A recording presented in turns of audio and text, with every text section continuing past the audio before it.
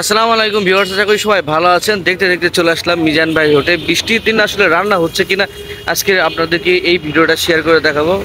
এখানে কিন্তু অলরেডি কাটাকাটি চলছে, লেবু কাটতেছে এক ভাই দুপুরে খাবারের জন্য।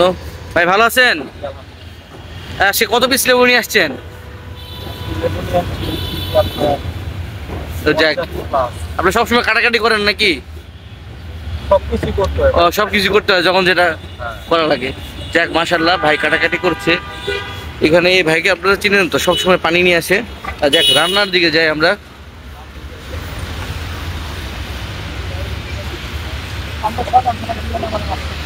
ভাই ভালো আছেন?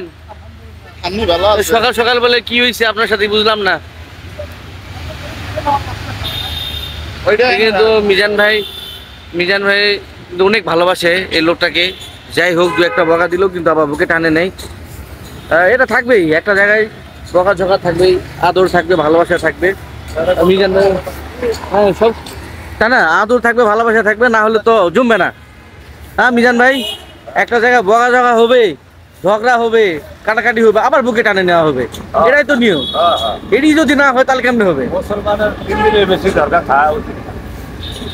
কিছু কিছু আছে তারা কিন্তু এই জিনিসগুলো অনেক মাইন্ডে নিয়ে নেয়। মিজান ভাই কিন্তু মানুষের বুকে টানে নিতে খুব ভালোবাসে।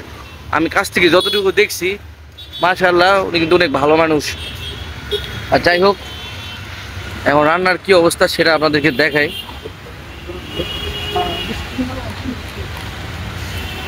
এই হচ্ছে আজকে রান্না চলছে। মাংসর সাইজ দেখছেন মাশাআল্লাহ, আপনাদেরকে একটু উঠে দেখাই। বাম হাতে যতটুকু পারি, মানে আলু সাইজ তো ঠিকই আছে, মাংসই তো উঠি। এই হলো মাংস, দেখেছেন? অনেকেই বলে যে মাংস ছোট হয়ে গেছে। আসলে ভাই, হাতের নখ সবসময় এক থাকে না, 5টা আঙ্গুল কখনো সমান হয় না, ঠিক আছে? তো দু একটা পিস এরকম হইতেই পারে, তারপরে কিন্তু আপনারা তৃপ্তি সহকারে খেতে পারছেন, এটা তো অনেক কিছু আপনাদের কাছে। এখানে দেখেন মিজান ভাইকে ভালোবাসার টানে কত অফিসিয়াল মানুষ এসে রান্না করে দিচ্ছে। ভালোবাসাটাই হচ্ছে আমাদের প্রাপ্য।